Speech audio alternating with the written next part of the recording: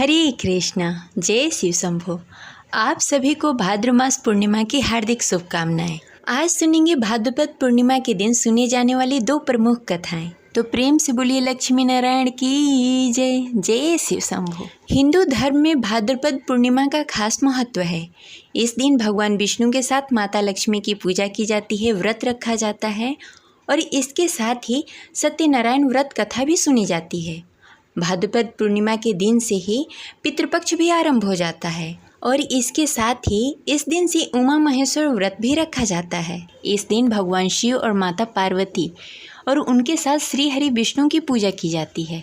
साथ ही इस दिन चांद को अर्घ भी दिया जाता है। चांद को अर्घ देके अपना व्रत खोला जाता है। तो चलिए सुनते हैं भाद्रपद पूर्णिमा व्रत कथा। एक बार की बात है, महर्षि दुर्वासा भगवान शिव से भेंट करने के लिए लौट रहे थे। तभी उनकी मुलाकात भगवान विष्णु से हो गई। महर्षि दुर्वासा ने उन्हें बताया कि वो महादेव से मिलकर आ रहे हैं और इसके बाद उन्होंने बेलपत्र की माला भगवान विष्णु को भेंट कर दी। लेकिन श्री हरि विष्णु ने उस माला को स्वयं पहनने के बजाय अपने वाहन गरुड़ को पहना दिया, जिस पर महर्षि दुर्वासा को बहुत ही क्रोध आ गया। उन्होंने भगवान विष्णु को श्राप दे दिया कि जाओ, तुम्हारा सारा सुख खत्म हो जाए और तुम्हारी पत्नी लक्ष्मी तुमसे अलग हो जाए, क्षीर सागर से भी तुम हाथ धो बैठो। ये सुनने के बाद भगवान विष्णु ने महर्षि दुर्वासा को प्रणाम करते हुए इस श्राप से मुक्त होने का उपाय पूछा। भगवान विष्णु को अपनी गलती का एहसास होने पर दुर्वासा शांत हो गए, लेकिन उन्होंने कहा कि अब मैं श्राप तो वापस नहीं ले सकता, लेकिन तुम्हें इस श्राप से मुक्ति का उपाय बता सकता हूँ। आपको पूर्णिमा के दिन महादेव और चांद की पूजा करनी होगी, जिसके बाद ही आप अपने श्राप के कष्ट से मुक्त हो सकेंगे। जिसके बाद भगवान विष्णु ने महर्षि दुर्वासा के कहे अनुसार उमा महेश्वर व्रत रखा और पूर्णिमा के दिन शिव और चांद की विधि विधान से पूजा की, जिससे उनके सारे कष्ट दूर हो गए और भगवान विष्णु को लक्ष्मी जी सहित उनकी समस्त शक्तियाँ पुनः प्राप्त हो गई। धार्मिक मान्यताओं के अनुसार उमा महेश्वर व्रत रखने से घर में सुख, शांति और समृद्धि बनी रहती है। साथ ही यह व्रत जीवन में संतुलन और शांति बनाए रखने में मदद करता है। इस व्रत को रखने से शारीरिक और मानसिक शक्तियाँ बढ़ती हैं और ये व्रत प्रेम संबंधों में भी मधुरता लाता है। अब चलिए सुनते हैं पूर्णिमा के दिन सुने जाने वाली व्रत कथा। द्वापर युग में एक बार माता यशोदा ने अपने पुत्र भगवान श्री कृष्ण से कहा, हे कृष्ण, तुम संसार के रचयिता और पालनहार हो। आज मुझे कोई ऐसा उपाय बताओ जिसे करने से स्त्रियों को सौभाग्य की प्राप्ति हो, साथ ही उसकी सभी मनोकामनाएं पूर्ण हो जाए। तब भगवान श्री कृष्ण ने कहा, हे माता, तुमने अति सुंदर प्रश्न किया है। मैं तुमसे ऐसे ही व्रत को सविस्तार कहता हूँ, ध्यान पूर्वक सुनो। सौभाग्य की प्राप्ति के लिए स्त्रियों को 32 पूर्णमासी का व्रत करना चाहिए। इस व्रत को करने से स्त्रियों को सौभाग्य और संपत्ति मिलती है। यह व्रत अचल सौभाग्य देने वाले एवं भगवान शिव और माता पार्वती के प्रति मनुष्य के अंदर भक्ति को बढ़ाने वाली है। यशोदा जी कहने लगी, हे कृष्ण, सर्वप्रथम इस व्रत को मृत्युलोक में किसने किया था? इसके विषय में विस्तार पूर्वक बताओ। भगवान श्री कृष्ण कहने लगे कि इस भूमंडल पर अनेक प्रकार के रत्नों से परिपूर्ण कातिका नामक एक नगरी में, वहाँ चंद्रहांस नामक राजा राज्य करता था। उसी नगर में धनेश्वर नामक एक ब्राह्मण भी था और उसकी स्त्री अति सुशीला रूपवती थी। दोनों ही उस नगर में बड़े ही प्रेम पूर्वक रहते थे। घर में धन्य धान्य आदि की कोई कमी नहीं थी, परंतु उसको बहुत बड़ा दुख था कि उसकी कोई संतान नहीं है। एक समय एक बड़ा ही योगी उस नगर में आया। वह योगी उस ब्राह्मण के घर को छोड़कर अन्य सभी घरों में भिक्षा लेकर भोजन किया करता था। वह रूपवती से कभी भिक्षा नहीं लेता था। एक दिन वह योगी रूपवती से भिक्षा न लेकर किसी अन्य घर में भिक्षा लेकर गंगा किनारे जाकर भिक्षुक को प्रेम पूर्वक ग्रहण करने लगा कि धनेश्वर ने योगी का यह सब कार्य देख लिया। अपनी भिक्षा के अनादर से दुखी होकर धनेश्वर ने योगी से बोला, हे महात्मा, आप सब घरों में भिक्षा लेते हैं, परंतु आप मेरे घर में कभी भिक्षा नहीं लेते, इसका क्या कारण है? योगी ने कहा, निसंतान के घर से भिक्षा लेकर पतितों के अन्न से तुल्य होती है, और जो पतितों का अन्न खाता है वह भी पतितो हो जाता है। क्योंकि तुम निसंतान हो, इसलिए पतित हो जाने के भय से मैं तुम्हारे घर से भिक्षा नहीं लेता। धनेश्वर योगी की यह बात सुनकर बहुत दुखी हुआ और हाथ जोड़कर योगी के पैरों में गिर गया और कहने लगा, हे महाराज, यदि ऐसा है तो आप पुत्र प्राप्ति का उपाय बताएं। आप सर्वज्ञानी हैं, मुझ पर कृपा करें। हे भगवान, मेरे घर में धन धान्य की कोई कमी नहीं, परंतु मैं पुत्र न होने के कारण अत्यंत दुखी रहता हूँ। आप मेरी इस दुख का हरण करें, आप समर्थवान हैं। यह सुनकर योगी कहने लगे, हे ब्राह्मण, तुम चंडी की आराधना करो। घर आकर उसने अपनी पत्नी से सब वृत्तांत कहा और स्वयं तप करने के लिए वन में चला गया। वन में जाकर उसने चंडी की उपासना की और उपवास किए। चंडी ने 16वें दिन उसको स्वप्न में दर्शन दिया और कहा, हे धनेश्वर, जा, तेरे घर में पुत्र होगा, परंतु वह 16 वर्ष की आयु में मृत्यु को प्राप्त हो जाएगा।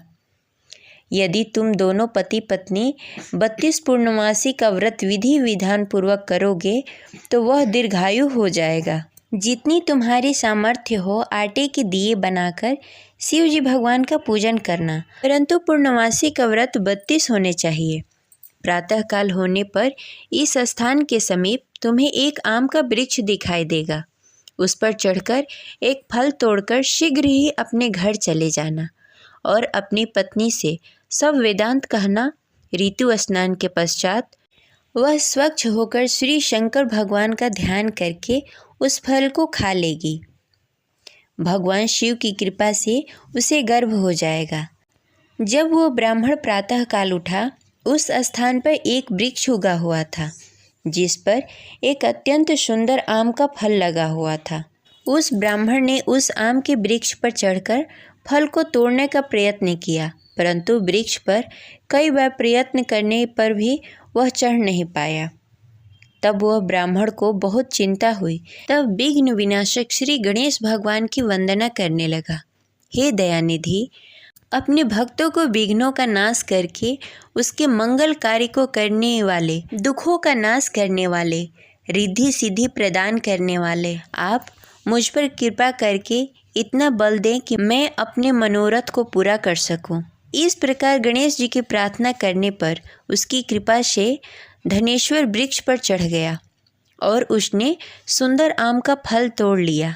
और धनेश्वर ने सोचा, जो वरदान से फल मिला था वो यही है और कोई फल दिखाई नहीं दे रहा।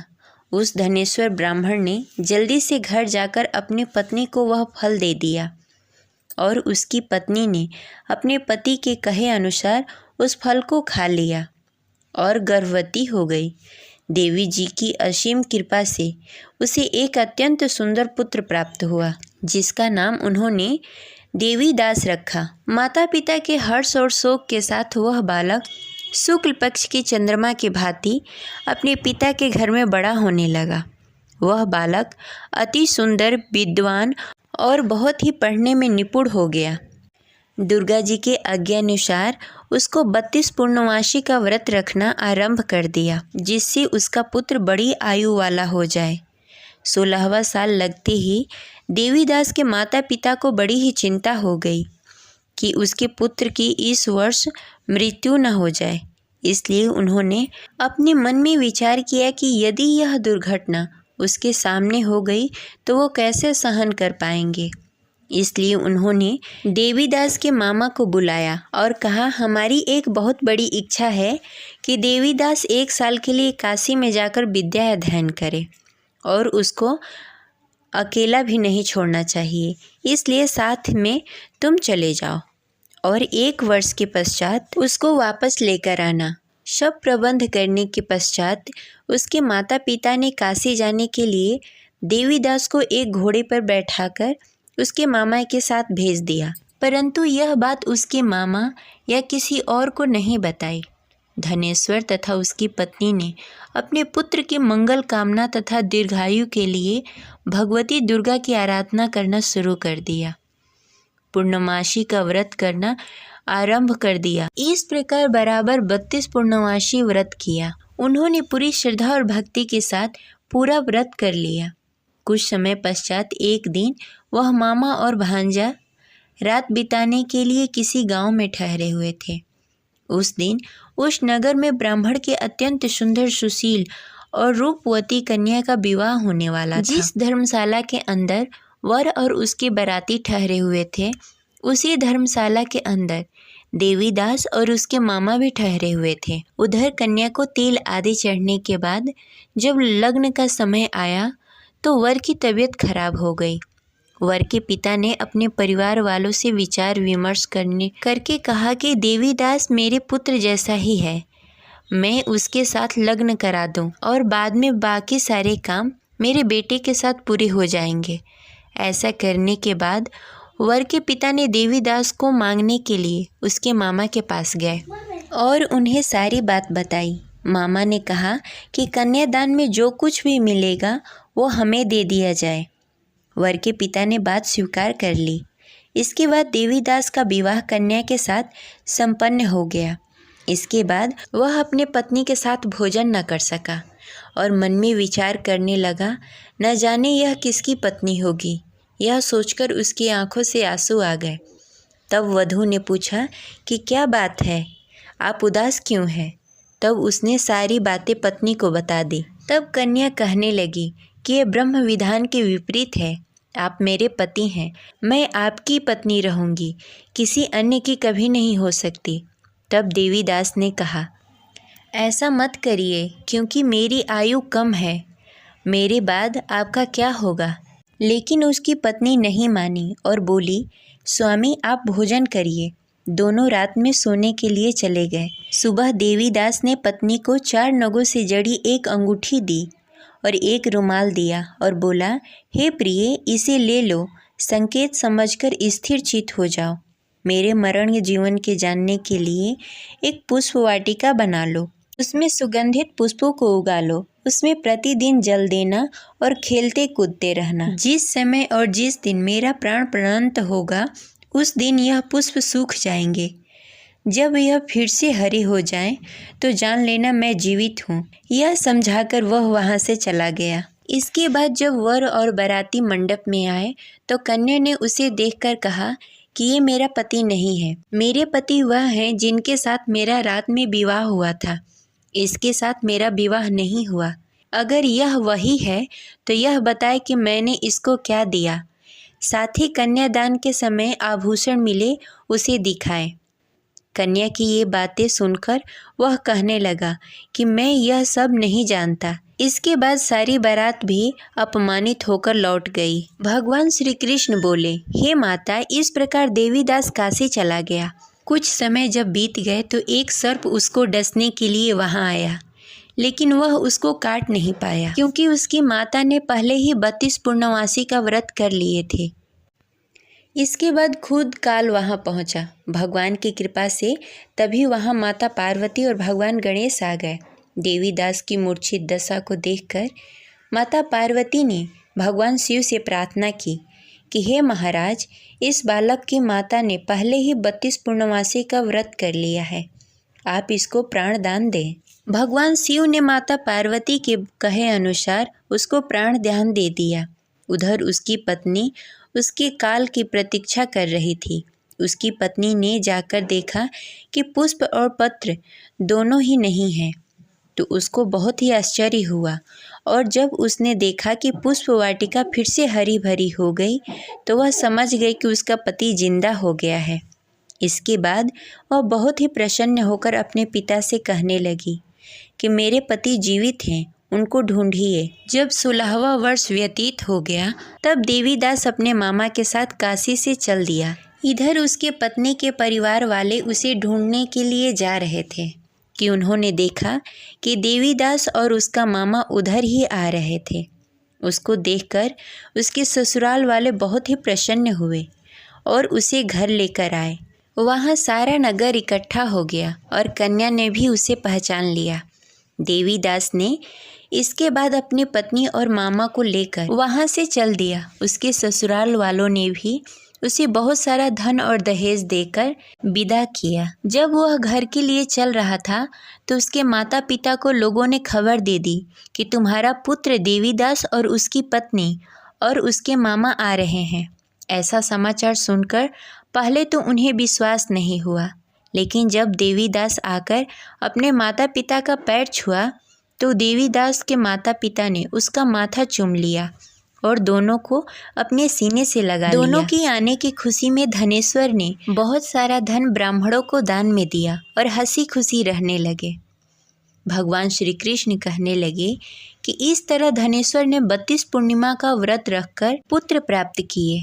जो भी स्त्री इस व्रत को करती है वह जन्म जन्मांतर तक वैध का दुख नहीं भोगती और सदैव सौभाग्यवती रहती है।